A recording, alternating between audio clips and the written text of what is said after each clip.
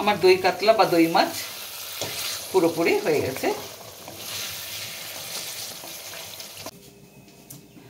আজকে আমি যে দই মাছ বা দই কাতলা বানাবো, উপকরণগুলো একটু বলে দিই। কাতলা মাছ, পেটি আছে, গাদার মাছও আছে, আমি পেটিটাই বেছে নেব।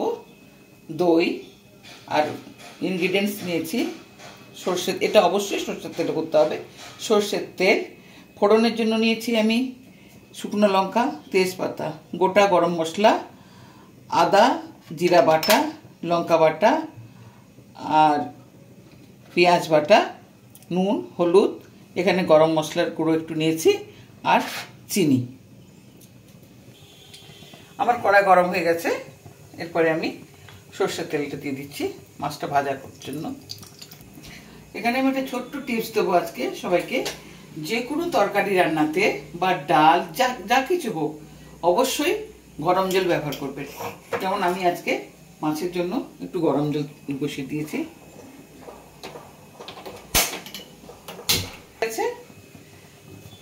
এবারে আমি মাছে নুন হলুদ মাখিয়ে নেব।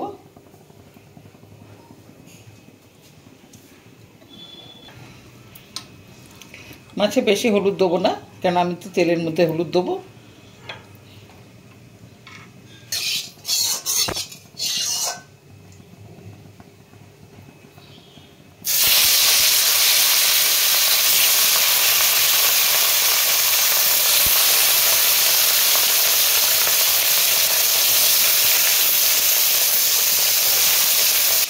দই মাছের জন্য আমি দইটা ফাটিয়ে নেব, নাহলে গোটা গোটা থাকবে, একটু ফেটিয়ে নেব দইটা।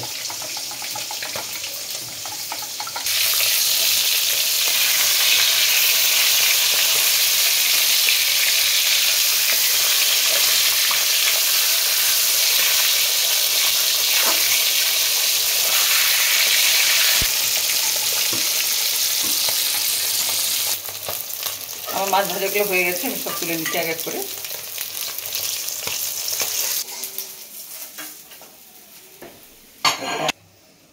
এবার তেল গরম হয়ে গেছে, ওই তেলে আমি গোটা শুকনো লঙ্কা বোটা সহ দিলে দেখতে ভালো লাগে, তাই জন্য আমি বোটা সহ দিয়েছি, আর গোটা গরম মশলা তেজপাতা এগুলো আমি ফাটিয়ে দিয়েছি, নাহলে গরম তেলে পড়লে এলাচগুলো ফেটে যাবে। এরপরে আমি একটু হলুদ দেবো, যেটা আমি সচরাচর দিয়ে থাকি, হলুদ দিলাম। এরপরে আমি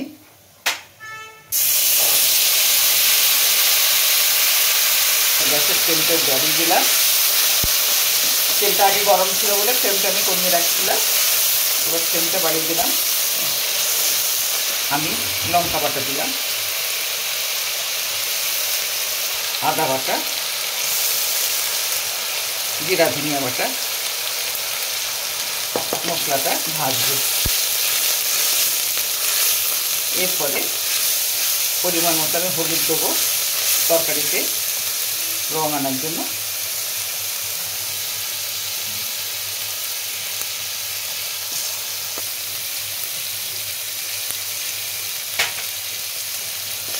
আমি নুন দেবো, দই আছে যেহেতু টক দই আর মশলা মাছে তো নুন আছে, এইভাবে নুনটা দিলাম। আমি ফাটানো টক দইটা দিয়ে দেবো।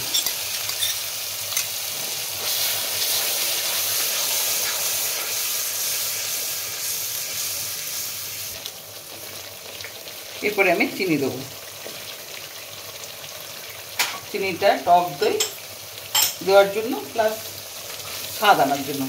এবারে গরম মশলা দিলাম, গরম মশলাটা আমি সব সময় মশলা কষানোর সময় দিয়ে থাকি, সেইভাবেই দিলাম।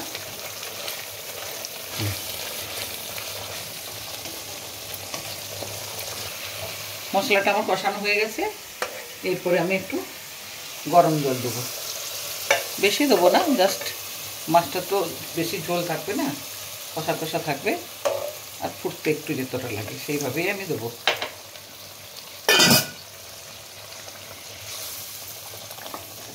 মাছগুলো তুলে দেবো এক করে।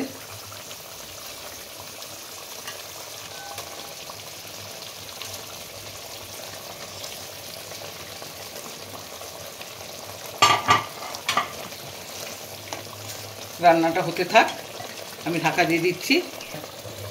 এটা চারপাশটা আমি পরিষ্কার করে নিই।